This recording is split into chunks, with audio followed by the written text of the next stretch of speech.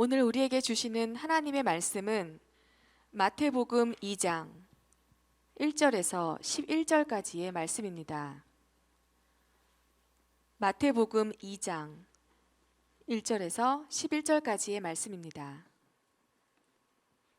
제가 가진 성경책 신약 성경 1페이지에 있습니다. 봉독하겠습니다.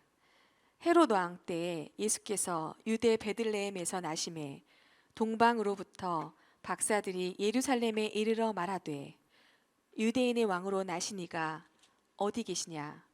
우리가 동방에서 그의 별을 보고 그에게 경배하러 왔노라 하니 헤롯 왕과 온 예루살렘이 듣고 소동한지라. 왕이 모든 대제사장과 백성의 서기관들을 모아 그리스도가 어디서 나겠느냐 물으니 이르되 유대 베들레헴이오니 이는 선지자로 이렇게 기록된 바. 또 유대왕 베들레헴아 너는 유대 고을 중에서 가장 작지 아니하도다. 내게서 한 다스리는 자가 나와서 내 백성 이스라엘의 목자가 되리라 하였음이니이다. 이에 헤롯이 가만히 박사들을 불러 별이 나타난 때를 자세히 묻고 베들레헴으로 보내매 이르되 가서 아기에 대하여 자세히 알아보고 찾거든 내게 고하여 나도 가서 그에게 경배하게 하라.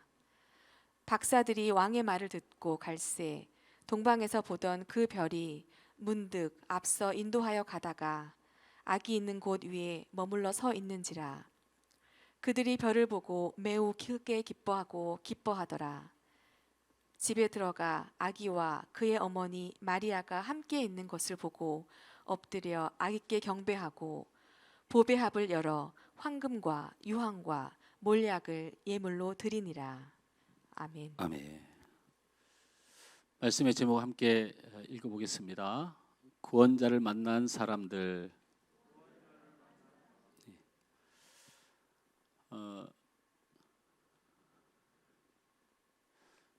예수님을 만나는 것이 중요한가? 또 예수님을 만난 후의 것이 중요한가? 여러분의 생각하기에는 예수님을 만나는 것이 더 중요한가? 아니면 예수님을 만난 후에 상황들이 내 삶이 더 중요한가? 이렇게 두 가지의 관점이 아주 성경의 큰 기류를 이루고 또 신학의 기류를 이루어서 교단이 나눠지는 일이 벌어지는 거예요. 여러분이 혹시 왜 이렇게 교회가 교단이 많습니까?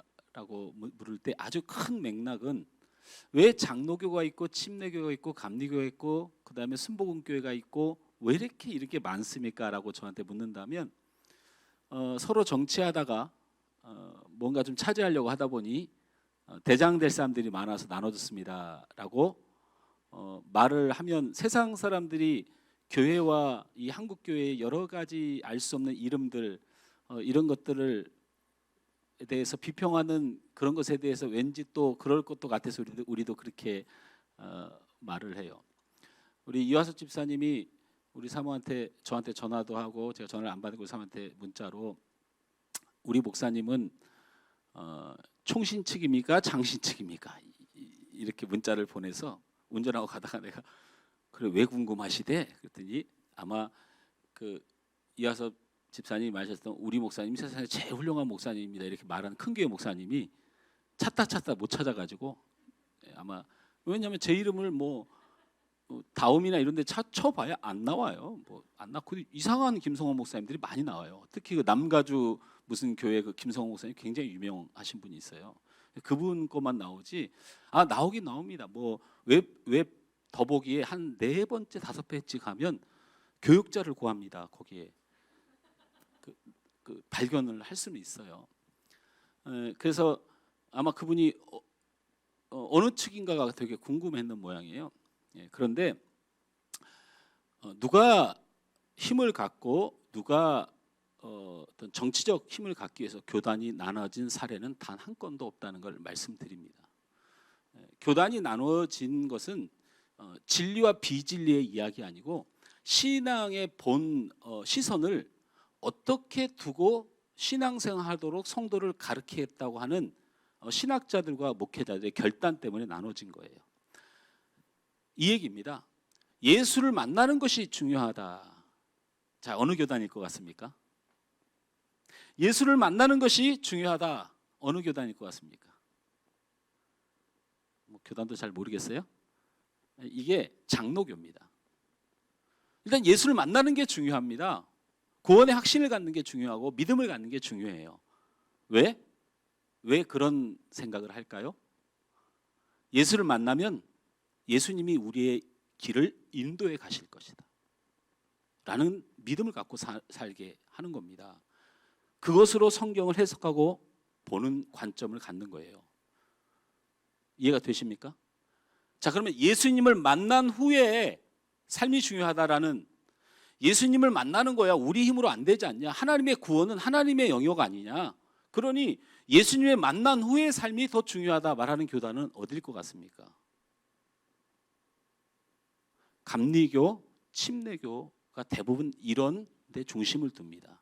그래서 예수를 만난 후에 선행을 하고 더 열심히 하고, 그래서 예배의 도입 같은 것도 기타가 등장하고 드럼이 등장하는 것들이 예수님을 만난 사람들이 모든 악기를 동원해서 예배하는 것이 맞지 않냐? 나중에 예수님을 만난 후에 그들의 삶과 예배 행위와 이런 것들을 굉장히 중요시 여깁니다. 그런데 이게 아이러니하게도 무엇이 더 중요하다고 싸움이 난 거죠. 사실 이게 자신들의 욕심과 자신들의 만족을 누리려고 하는 것이 아니고 하나님께서 더 기뻐하는 것이 무엇이고 하나님의 능력을 더 인정하는 게 무엇이겠느냐를 놓고 싸우다가 생긴 일이에요. 예를 들면 이런 겁니다. 주님을 만나고 주님을 영접하고 주님을 믿고 살아가면 내 삶에 내가 노력하고 애써도 병이 들고 고통을 받고 아픔을 겪고 나는 일찍 죽고 또는 내 삶에 수만 가지의 일이 벌어지는데 그것을 놓고 일일이 그것에 집중하기보다는 나를 인도하시는 하나님을 믿는 믿음 안에서 사는 아주 간단명료한 삶이 우리에게 더 중요한데, 만나는 믿음의 삶, 이것이 굉장히 중요한 거죠.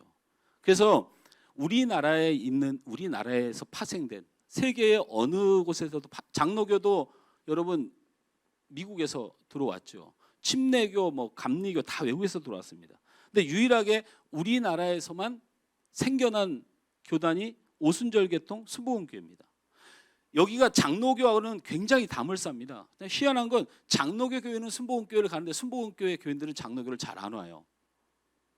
근데 괜히 그냥 그렇게 거리감이 있는 거죠.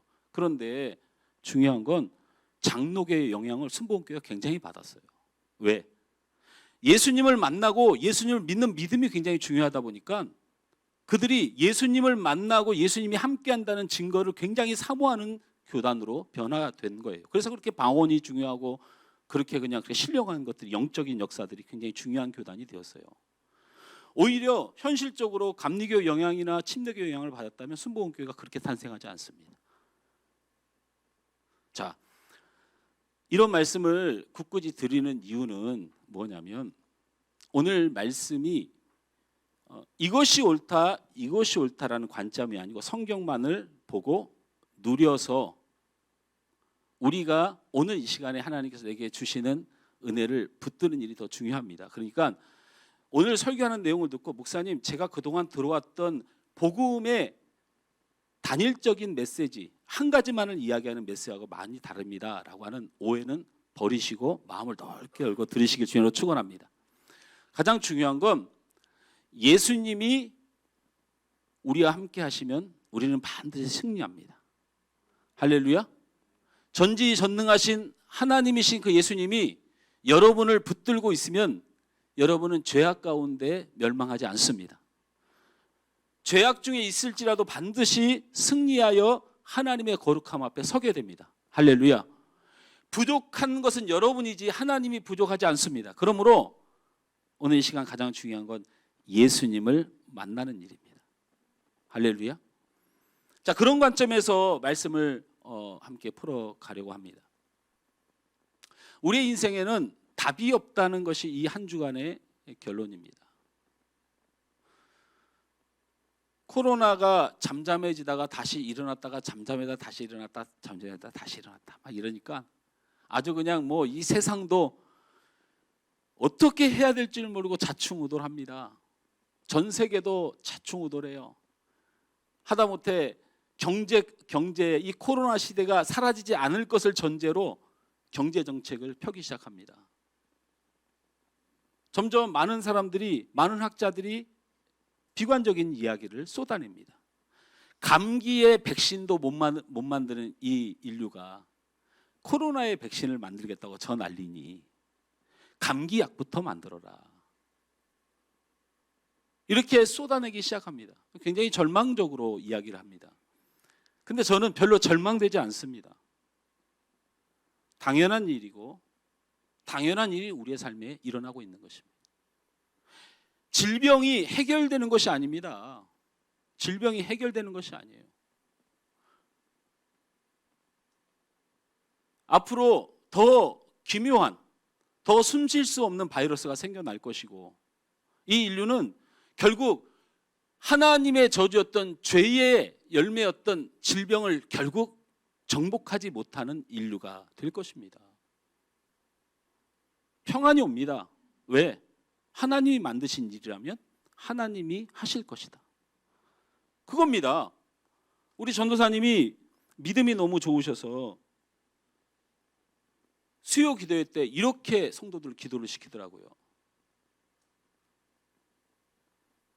우리 목사님이 5월 31일 날이 예배의 회복의 날이다 이렇게 말씀하시면서 온 교단의 목사들이 모여서 뜨겁게 기도하는데 5월 31일 날로 코로나가 다 물러갈 줄 믿습니다. 나 그렇게 말한 적 없어요. 제가 언제 코로나가 5월 31일에 모든 게 사라진다고 제가 언제 그렇게 설교를 했습니까? 제가 동영상 찾아봤어요. 전주 거. 예배가 회복되길 원한다. 코로나가 잠잠해져서 예배가 회복되길 원하고 집에서 예배드리고 저 밖에서 예배드리다가 예배당 오기 싫어하는 그런 심령들이 생기지 않길 바란다. 우리의 신앙이 멈춰서질 않길 원한다. 이런 뜻으로 5월 30일 날 코로나하고 상관없이 예배가 회복되길 원한다. 그런데 현실적으로 코로나의 진정이 있어야 성도들이 교회에 나오는 것이죠. 제가 왜 우리 성도를 사지에 뭡니까? 그럴 일이 없죠. 그런 코로나가 사라졌으면 좋겠다는 마음도 있지만 목사님들이 그 코로나가 30일 날 다 사라지기 위해서 기도하고 있지 않습니다. 안 사라지고 나서 우리 합동체 목사들이 51일 날 뜨겁게 5만 명의 성도 목사들이 기도했는데 안 사라졌더라고. 이거 방송에 나가면 어쩌려고 그럽니까? 감리교 출신이라고 장로교를 그냥 한 방에 보내려고 그래요. 그러면 안 돼요.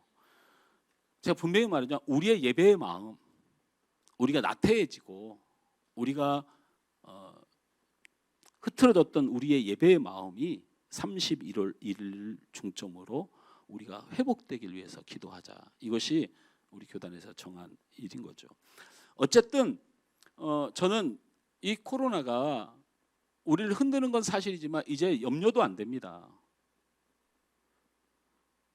제가 코로나까지 걱정하고 염려하면서 물론 내가 손도 열심히 닦고 조심하고 우리 성도를 위해서 그러는 거지 그런 대책까지 관심이 기울일 만큼 그것을 뭐 해결하기 위해서 뭔 대책이 머릿속에 서야 되고 그것이 왠지 마음에 평안을 줄 만큼 그렇게 여유로운 삶을 살지 않습니다.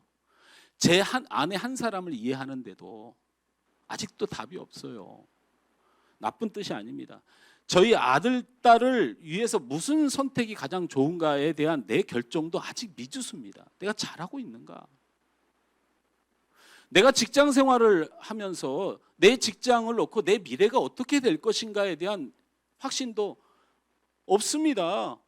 좋은 일이 생기면 그냥 좋고 힘든 일이 생기면 굉장히 힘들어지는 이 반복에 답도 없어요.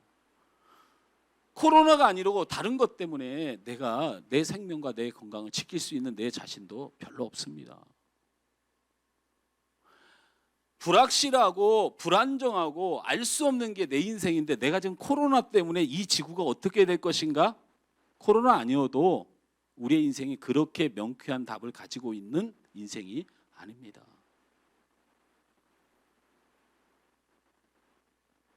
그래서 우리에게 이 온 우주 만물을 창조하시고 섭리하시고 심판하시고 결정하시는 그 예수님이 우리에게 필요한 것입니다. 할렐루야.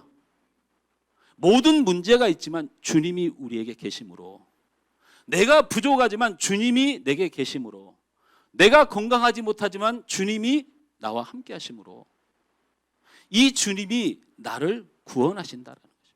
할렐루야. 그래서 제가 다시 한번 말씀드리지만 예수님을 믿은 후의 이야기는 나중에 하고 이 구주이신 예수님을 사모하여 찾아왔던 오늘 동방박사의 이야기를 하자는 겁니다. 그러면 왜 목사님 성탄절도 아닌데 느닷없이 본문을 이렇게 잡으셨습니까? 성탄절과 상관없이 구주이고 온 인류의 메시아, 그리고 그들의 인생과 삶과 건강과 모든 삶의 주관자 되신 메시아를 만나는 일이 그렇게 소중하기 때문에 그 메시아를 찾아서 만났던 사람들의 이야기, 그중에서 대표적인 동방박사의 이야기를 해보려고 하는 겁니다.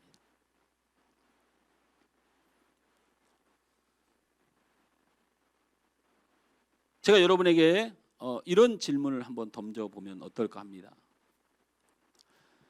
예수님을 만나고 예수님을 붙들고 예수님을 찾게 되는 이것들은 하나님이 우리를 인도해 가십니다. 하나님이 우리를 인도해 가세요. 그러니까 중요한 건 예수님을 만나고 예수님을 붙들고 예수님을 찾게 되는 건 굉장히 큰 축복을 가져오고 은혜를 가져오고 여러분이 메시아 구원자로부터 구원을 받는 인생이 될 겁니다. 근데 중요한 건 이 예수님을 만나게 하기 위해서 하나님이 여러분의 인생을 인도해 갑니다.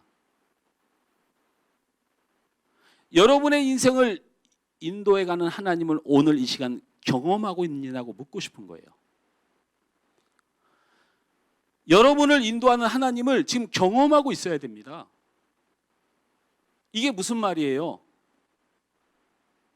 아주 알아듣기 쉽게 우리 다음 세대 친구들까지 알아듣기 쉽게 얘기를 하면 아주 제가 옛날 때 우리 선배 우리 신앙인들의 이야기를 들어보면 자, 내가 암이 걸렸습니다. 암이 걸려서 의사들도 포기하고 현대의학도 포기하고 그때서 내가 누굴 만나요? 예수님 앞에 무릎을 꿇고 기도하기 시작했습니다.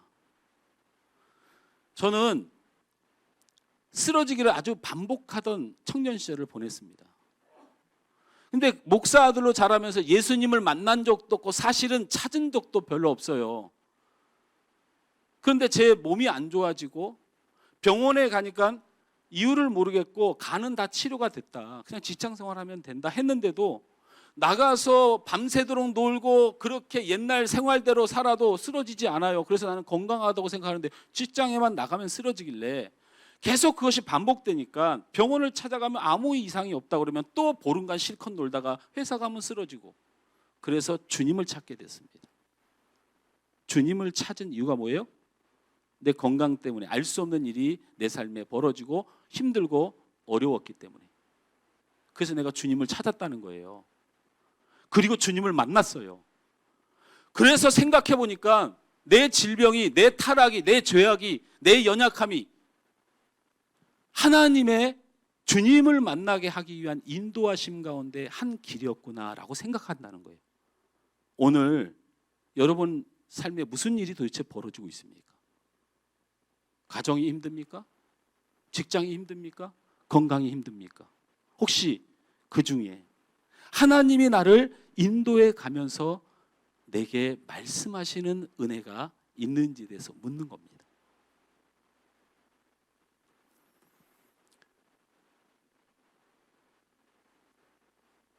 그러면 하나님이 나를 인도하시는지 잘 모르겠어요 라고 하시는 분에게 그분들을 정죄하려고 하는 말씀이 아니고 로마서 8장 14절 말씀에 보면 이런 말씀이 기록되어 있습니다. 우리 준혁이가 은혜를 받고 지금 있어가지고요 말씀을 안 띄워줘요. 지난주도 우리 준혁이가 그러더라고요. 은혜를 받으면서 말씀 안 띄우고 이렇게 하고 있다. 로마서 8장 14절 다 같이 읽습니다. 시작. 무릇 하나님의 영으로 인도함을 받는 사람은 곧 하나님의 아들이라. 아멘. 하나님의 아들에게 병이 있을 수도 있어요. 하나님의 아들에게 좋은 대학에 못 갈 수도 있어요. 하나님의 아들에게 형통하지만 않은 길이 있을 수도 있어요. 근데 사실은 그건 아무 의미가 없어요. 왜? 그 사람은 하나님의 아들이기 때문에. 하나님의 아들을 어련히 하나님이 알아서 하실까? 여러분이 하나님의 자녀이면 하나님께서 어련히 알아서 하실까? 할렐루야? 근데 중요한 메시지는 뭐냐면 무릇 하나님의 영으로 인도함을 받는 사람은 하나님의 아들이라는 이 원칙이 더 중요한 거예요. 하나님의 아들들은 어떤 사람이다? 하나님의 인도함을 받는다는 거예요. 할렐루야. 그러니까 제가 여러분에게 여러분이 하나님의 자녀이고 하나님의 아들인 것이 중요해요. 그래서 묻는 거예요. 하나님이 여러분을 인도하고 계시냐고. 잘 살고 있느냐, 돈을 벌고 있느냐, 건강하냐 묻지 않습니다. 여러분, 하나님이 여러분을 인도하고 계시냐는 거예요. 근데 우리를 한번 돌아보십시오. 우리는 그냥 삽니다. 화나면 화나는 대로, 직장이 어려우면 직장 어려운 대로 그 순간 하나님의 인도하심을 받고 찾는 일이 없어요. 별로. 찾으면 됩니다. 하나님 부르면 됩니다. 하나님 인도해달라고 하면 됩니다. 그러면 하나님의 아들입니다. 그 하나님의 아들을 누가 책임지시겠습니까? 죽은 자도 3일 만에 살리시는 그 하나님의 능력이 그가 아들이기 때문에 일어난 일입니다.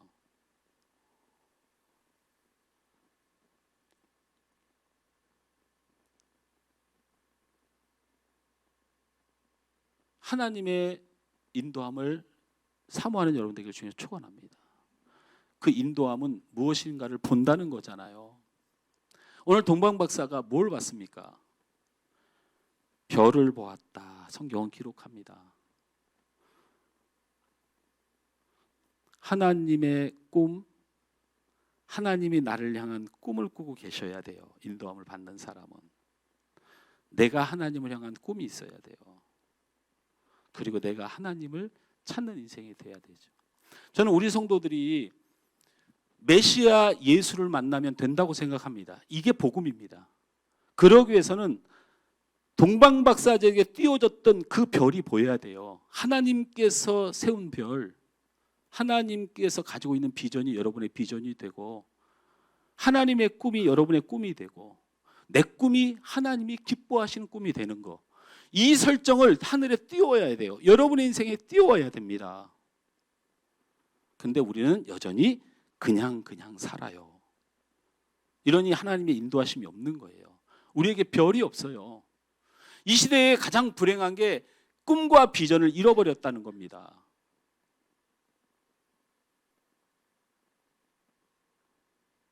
하나님이 주신, 하나님이 여러분을 볼 때 하나님이 무슨 꿈을 꿀 수 있겠는가를 고민해 보면 됩니다. 우리 장로님을 하나님이 바라보면서 하나님이 우리 최장로면 내가 이런 건 할 수 있겠다라는 이런 기쁨을 하나님 앞에 드릴 수 있는 하나님의 꿈의 사람이 되십시오. 할렐루야. 욥이 하나님의 꿈이었습니다. 이 세상 사람 어떤 사단 마귀가 하나님을 시험해도 하나님은 욥을 데리고 하나님의 꿈이었어요. 내가 욥만 있으면 무엇이든지 할 수 있다라고 하는 하나님의 꿈인 사람이 좀 되세요. 하나님 보시기에 저 사람 참 답답합니다. 저걸 데리고 무슨 하나님의 일을 하고, 저걸 데리고 무슨 주의 나라를 꾸미며, 저걸 데리고 무슨 하나님의 은혜를 쏟아부을까? 답이 없는 인생이 하나님의 인도하심과 메시아를 만난다는 건 거의 불가능한 일입니다.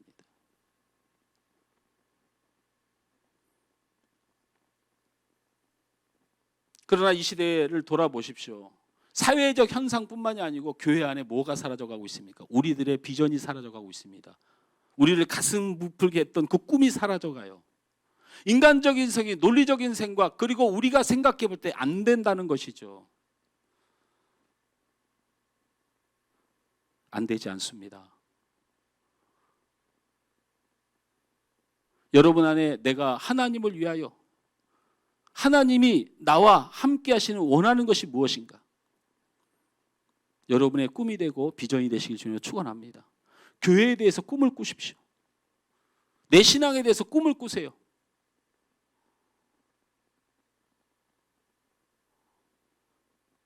오늘 한국교회뿐만 아니라 우리 교회뿐만 아니라 여기 있는 목사의 마음속에 하나님을 향한 설레이는 꿈이 사라져 간다면 우리는 우리의 인생을 구원한 능력의 주님의 능력의 삶을 살기는 이미 흘러버린 거예요.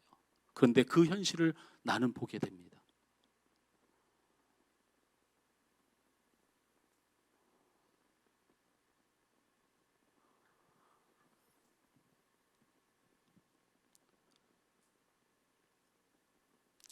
두 번째로 우리가 구주 예수 우리 메시아를 만나기 위하여 우리에게 무엇이 필요한가 오늘 동방박사의 모습을 통해서 발견을 하게 됩니다. 여러분 이 동방박사라고 하는 이 박사들은 무슨 박사일까? 여러분 무슨 박사일 것 같습니까? 여러분 성경 가지고 있는 성경의 해석본에 보면 점성가들이라는 표현이 있어요. 그래놓고는 NIV나 영어 성경에는 메이자이 from the east 이렇게 해놨어요. 동쪽에서부터 동쪽에서부터 메이자이, 동쪽에서 온 사람들이 메이자이라는 거예요. 그래놓고는 우리 한글에는 점성술사 이렇게 해놨어요. 근데 메이자이가 뭡니까? 뭐예요? 잘 몰라요? 제가 신이 나요. 영어를 잘하는 분이 모르는 게 있어서 저도 몰랐는데 찾아보니까 그렇게 써 있어요. 마술이라는 말의 어원입니다. 마술이 뭐예요? 매직이죠. 그래서 영어 성경에는 마술사라고 해놓고는 한글로는 점성술사 이렇게 번역을 해놓은 거예요. 그러니까 이건 마술사로 보는 게 맞는데 문제는 이 영어식 표현이 마술사라고 하는 마술사가 우리가 지금 생각하는 마술사냐? 아닙니다.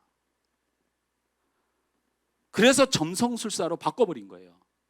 마술사라고 하는 게 맞는데 마술사로 번역을 하면 여러분이 그 동방박사를 이해하는데 머리에 혼돈이 와요. 마술사가 별거 아니잖아요. 그렇죠? 아닙니까? 대단합니까? 마술사가 사실 별거 아니잖아요. 옛날에 유리겔라인가 뭔가 있었죠? 이렇게 막 숟가락 구부리는 뭐 그때도 뭐 그냥 그랬어요. 근데 여기는 점성술사예요. 그럼 왜 그러면 점성술사라고 했느냐? 점성술사는 뭐냐면 별을 보고 미래를 예언하는 사람들을 말하는 거예요. 별을 보고 미래를 예언하는 사람들. 그래서 이 사람들을 마술사로 영어는 써놨지만 한글로는 점성술사로 번역을 해놓은 거죠.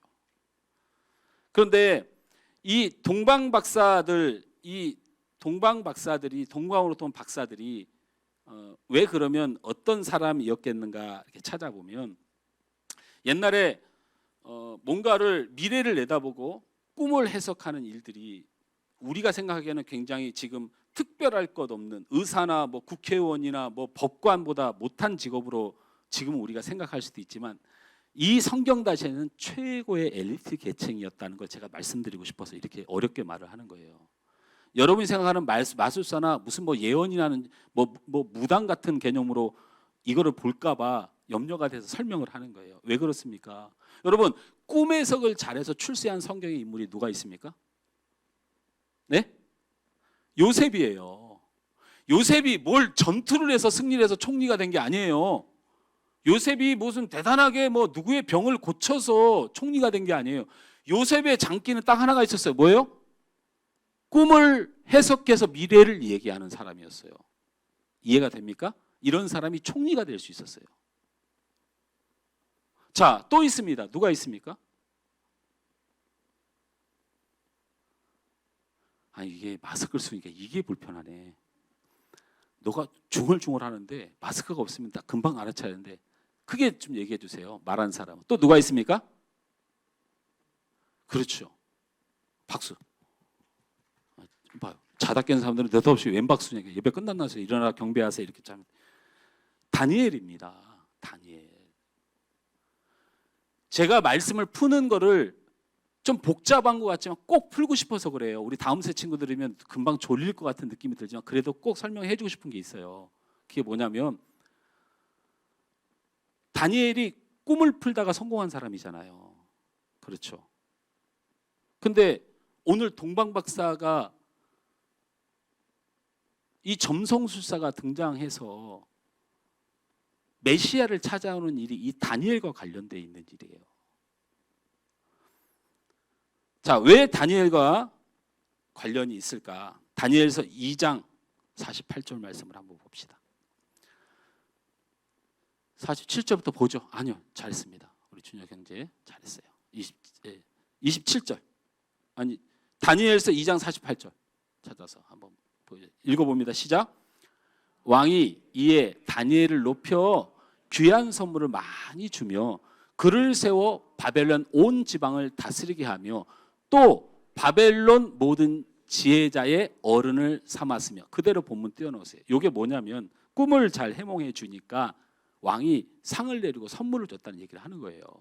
근데 귀한 선물을 많이 주며 그를 세워 온 지방을 다스리게 했다는 건 쉽게 말하면 총리를 삼았다는 얘기예요. 근데 거기에 또 하나가 기록되어 있는데 또 바벨론의 모든 지혜자의 어른을 삼으며, 여러분 갖고 있는 성경 말고 여러분 갖고 있는 그 전 성경에는 이걸 정확히 뭐라고 써놨냐면 온 지방을 다스리게 하며 또 바벨론 모든 박사의 어른을 삼으며, 이렇게 되어 있어요.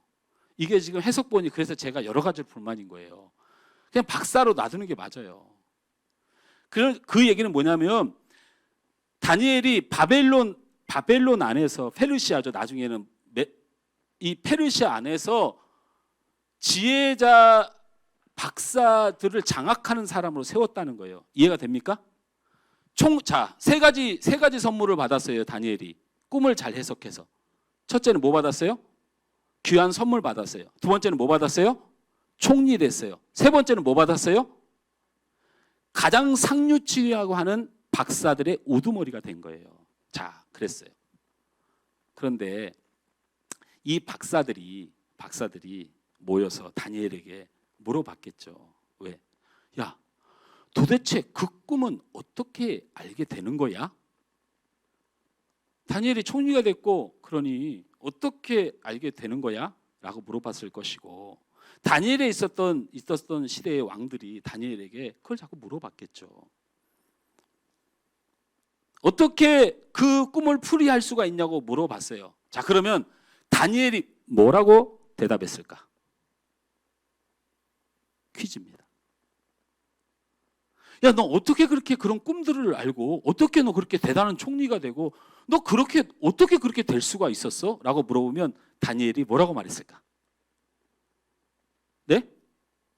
어떻게 그렇게 꿈을 알 수가 있었어? 물어보면 다니엘이 뭐라고 그랬을까?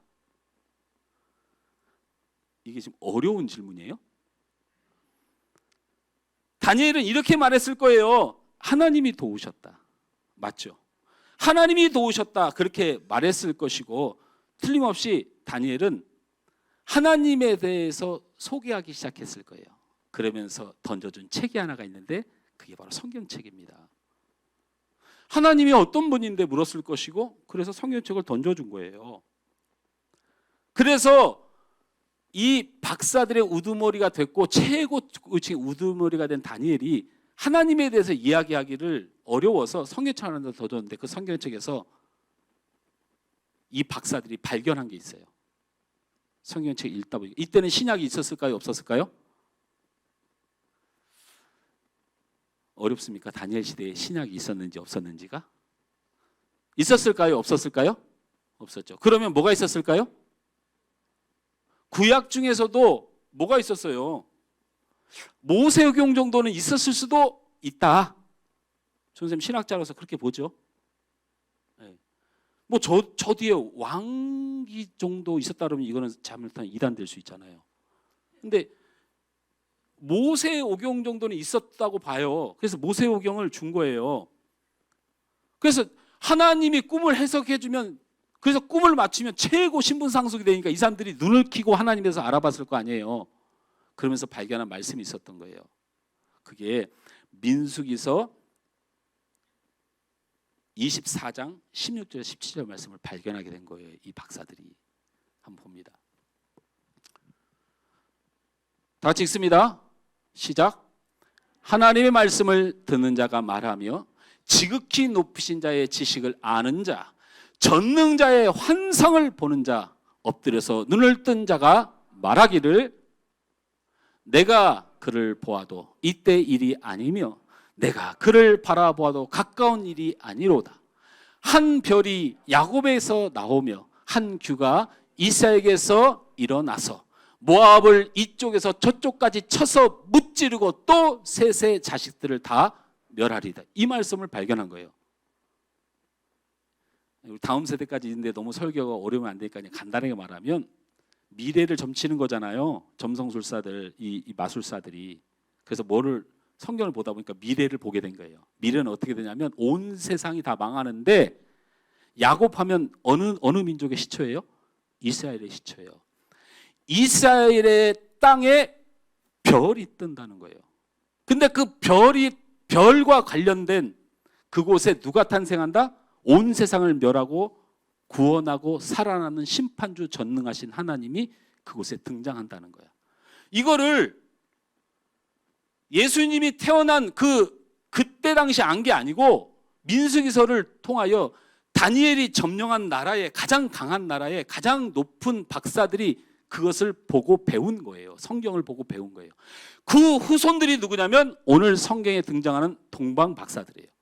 그러니까 동방 박사들이 그냥 사는 거예요. 그냥 살다가 갑자기 별이 등장한 거예요. 이 별이 바보 아니에요. 여러분 점성술사예요. 별 전문가들이에요. 일반적으로 뜨는 별과 하나님이 만들어 놓은 별을 구분 못할 사람들이에요. 강렬했던 거예요. 이 별은. 저건 분명히 어디에 등장했던 거다? 과거에 우리 선진들이 성경 말씀을 통하여 배웠던 이 땅에 메시아 구주가 탄생하는 징조가 드디어 나타났다. 그 별을 기다렸던 거예요. 그럼 제가 무슨 말씀을 여러분에게 드리려고 하느냐? 우리가 크리스마스 캐롤 때문에 우리 아이들이 참 많은 곡해를 가져오고 우리도 곡해를 가져온 게 있어요. 여러분, 동방 박사들이 별을 따라 쫓아와서 예루살렘에 이르고 그리고 베들레헴까지 별을 쫓아갔다. 이게 사실입니까? 아니에요. 별을 따라간 적이 없어요. 동방 박사들은. 동방에서 별이 딱 떴어요. 이 박사들이 별을 딱 보니까 저 우리 선배들이 우리 선진들이 말했던 메시아 징조인데 별이 딱 뜨는 순간 이 사람들이 별을 안 보고 달리기 시작한 데가 어디예요? 예루살렘이에요. 왜? 예루살렘이 어디의 수도예요? 이스라엘의 수도예요. 무슨 말인지 이해가 되세요? 별을 따라갔어요? 말씀을 따라갔어요? 아니 정확히 이해하세요. 별을 쫓아가서 예수님 인데를 간 거예요? 말씀을 따라간 거예요? 그러니까 메시아 만나려면 별 따라가야 돼요? 말씀 따라가야 돼요? 말씀 따라가야 되는 거예요. 제가 거짓말하는 게 아니죠. 9절 말씀을 다 같이 읽습니다. 오늘 본문입니다. 2장 9절 다 같이 읽습니다. 시작. 박사들이 왕의 말을 듣고 갈새 동방에서 보던 이미 사라진 거예요. 봤는데 사라진 다음에 보던 그 별이 문득 앞서 인도하여 가다가 악이 있는 곳에 머물더라. 이 말은 뭐냐면 예루살렘까지는 별이 없었어요. 근데 이 사람들이 예루살렘은 말씀을 의지해서 딱 왔는데 어디서 태어난지를 모르겠는 거야. 그것을 민수기에서 안 가르쳐줬어. 민수기에서는 다른 데는 베들레헴이 나와요. 근데 이 민수기서는 박사들이 말씀을 따라온 곳엔 그게 없었어요. 그래서 거기에서 딱 나타나서 데리고 간 데가 베들레헴이에요. 이해가 되십니까? 그러니 본질적으로 메시아를 만나는 근원은 별이에요? 말씀이에요? 말씀입니다. 말씀이라는 거예요. 제가 여러분에게 말씀드리자. 예수님만 만나면 됩니다. 하나님만 만나면 돼요. 그러면 그 하나님께로 구주이신 그분, 우리의 모든 인생의 복이 되신 그분을 만나는 유일한 방법, 또 하나의 방법은 바로 말씀대로 가는 거예요. 할렐루야. 말씀대로 가세요. 말씀대로 가요.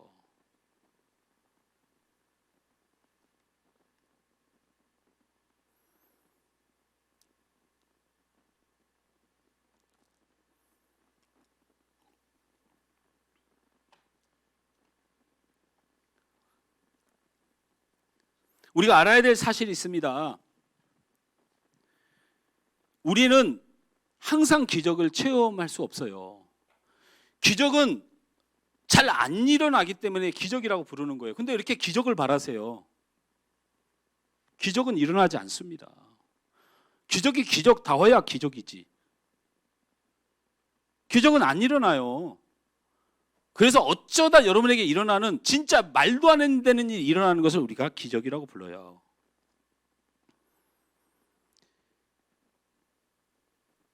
많이 일어나 보면 더 이상 기적이 아니죠. 여러분의 인생에 기적이 필요한데 기적이 안 일어난다고 제가 얘기를 하니 기적이 없으면 여러분 어떻게 사시렵니까? 여러분 내 삶에는 기적이 필요해요. 여러분 우리 하늘소망교회는 기적이 필요해요. 정말 어렸을 때 목사 때는 교회가 좀 크고 사람들도 많아서 나도 좀 목사가 좀 목회를 잘한다는 소리를 듣고 싶은 욕심도 없지 않아 있었어요. 근데 요즘 고민되고 갈등되는 건 내가 목사가 얼마 안 남았으니 진짜 하나님이 목사답게 살았냐고 물으는 게 그게 너무 무서운 거예요. 그래서 기적이 필요해요. 근데 기적은 잘 일어나지 않아요. 여러분 삶에도 기적이 필요해요. 근데 잘 일어나지 않아요.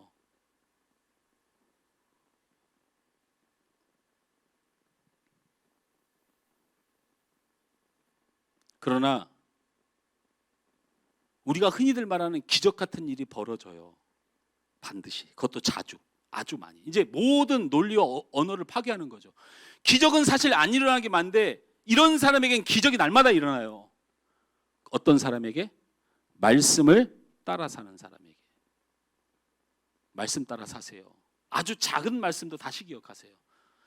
여러분 제가 설교를 이렇게 듣는데 어떤 분이 아주 노골적으로 질병을 많이 앓고 있는 사람들, 육신의 아픔을 겪고 있는 사람들은 무조건 죄를 회개하라고 막 어떤 분이 설교를 해요. 너무 지나치다는 생각도 들면서 너무 마음속이 아팠어요. 왜?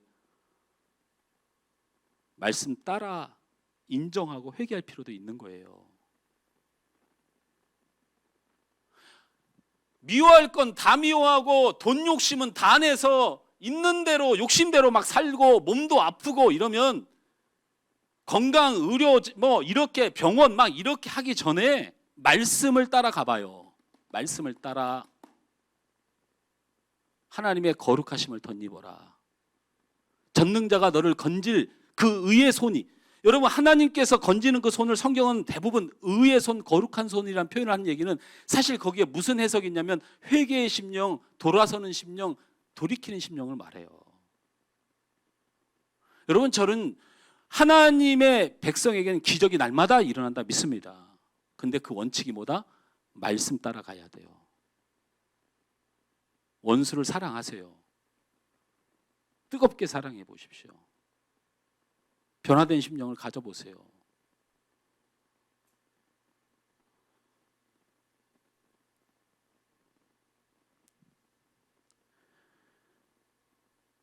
믿음은 들음에서 나고 들음은 무엇으로 말미암아요? 하나님의 말씀으로 되는 거예요. 믿음이 있으면 능치 못할 일이 없느냐는 말을 끌어당기면 믿음이 없으면 능치 못할 일, 모든 일이 다 되고 기적이 일어나고 그것이 믿음인데 믿음은 들음에서 어디서? 말씀에서.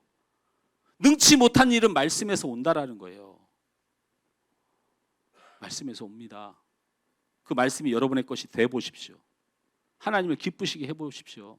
하나님 말씀하신 것이 이루어져 보십시오. 사랑하라면 사랑하고 순종하라면 순종하고 복음 전하라면 복음 전하게, 좀 그렇게 순수하게 예수를 믿고 기독교를 만들어 가세요.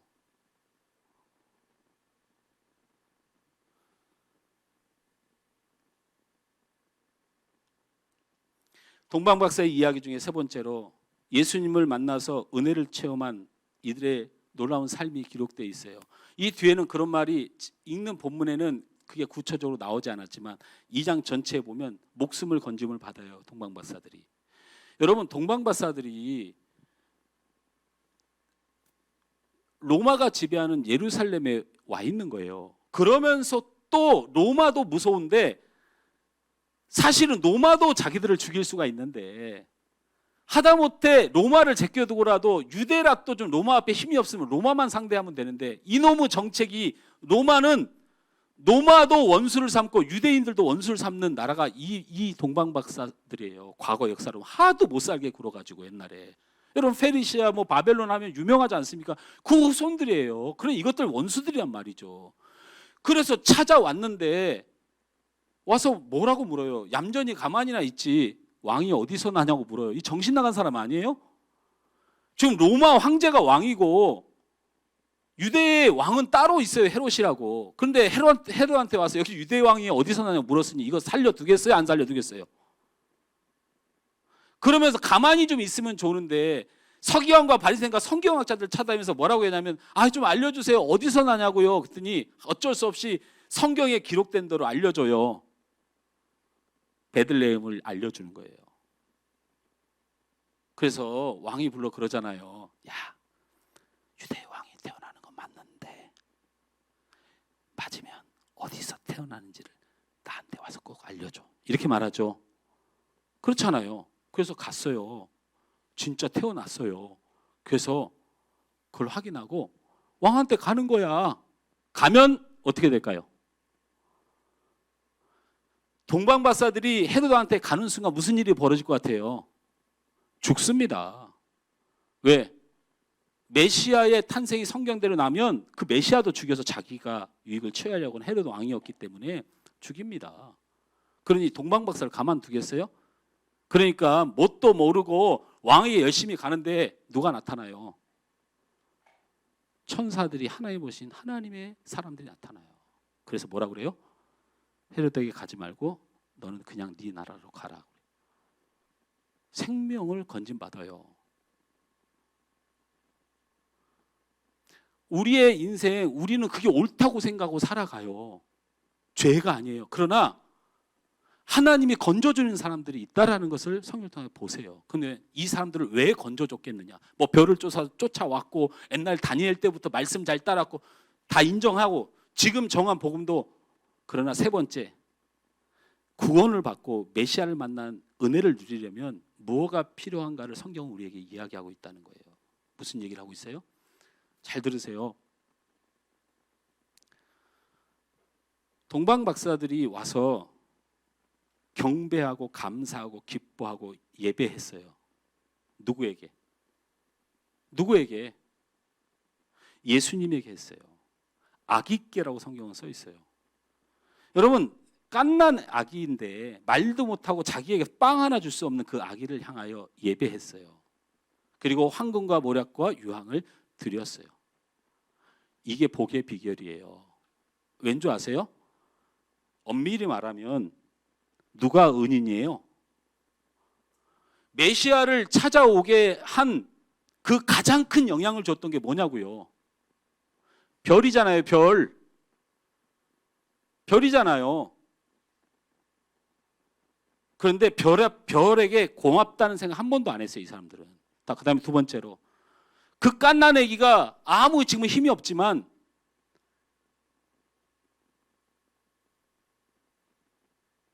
자, 장로님이 태어났어요. 장로님 저를 보시고 장로님이 태어났어. 장로님이 태어났다고 축하하러 간 사람들이 장로님에게 경배해요? 산모에게 고맙다고 하잖아요.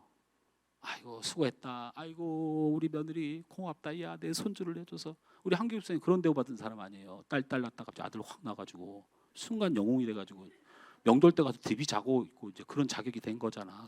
몇 대 독자를 낳았으니 고맙다 야 고맙다 야. 동방박사들은 마리아에게 경배하지 않았어요. 여러분 천주교에서 이 성경을 도려내고 싶어요. 지금 예배 똑바로 드리세요. 예배는 드림입니다. 예배의 본질을 지키면 구원해 주셔요. 예배의 본질은 드림입니다. 우리가 찾아와서 받으려고 하니까 모든 게 망가지는 거예요. 은혜를 받아? 아니요. 그건 나중 얘기예요. 은혜를 받는 건 예배 잘 드리면 하나님 앞에 잘 드리면 주시는 보너스일 뿐이에요. 은혜는 응답은 내가 오늘 예배를 드리는 거예요. 내가 동방에서 온 천한 지금은 멸망해간 나라의 초라한 사람들이지만 내가 하나님을 예배합니다고 하는 실패하고 아픔 있고 고통받는 인생이지만 내가 내 구주 메시아 예수님을 예배합니다라고 하는 이 믿음 때문에 하나님이 이들을 살려버리는 거예요. 여러분, 우리는 어떤 삶을 삽니까? 별을 고마워해요. 아니, 구원은 예수님이 해주시고 축복도 예수님이 주시고 우리의 인생을 주관하는 것도 하나님이 우리를 이렇게까지 인도해 주셨는데 고마움을 별에게 해요. 물질에게 해요. 아주 물질이 없으면 못 살아요. 그냥 건강하게 사로잡혀요. 건강에 사로잡혀요. 그게 최고의 관심사예요.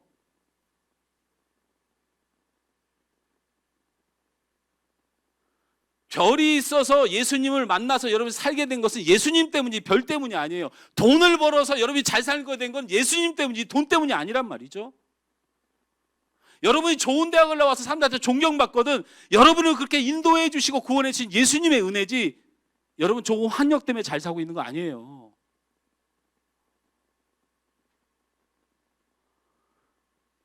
예수님이 우리를 구원해 주신 것이지 예수님을 낳은 어머니가 우리에게 예배의 대상이 될 수가 없는 거예요.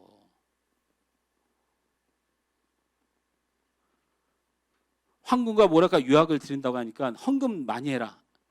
뭐 말 애들러 돌릴 필요 없어요. 그냥 여러분 하나님 앞에 잘 드리세요. 예배는 드리는 겁니다. 언제 좋은 대학을 드리라고 했어요? 여러분에게 언제 좋은 별을 따다가 달라고 했어요? 가난해도 돼요. 없어도 됩니다. 죄인이어도 됩니다. 이 한 시간 나오셨으면 하나님 감사합니다. 그렇게 하나님께 드리세요. 마음을 드리고 높임 받으세요. 하나님 고맙습니다.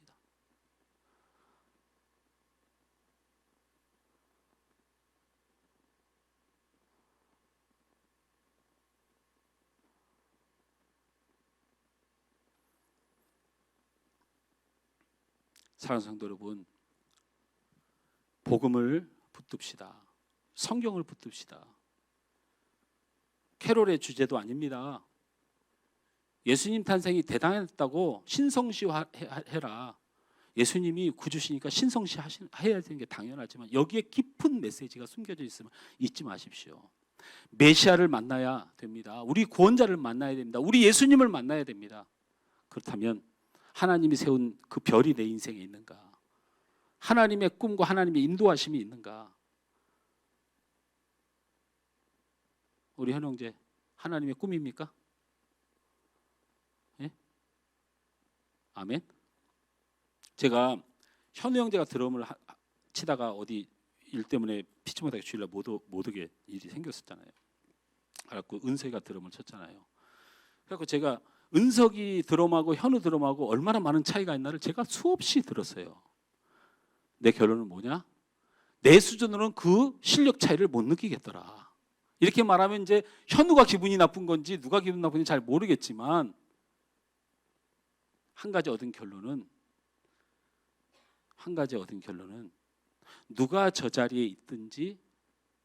저 자리에 있든지 하나님이 은혜를 내게 주시는 데는 변함이 없다.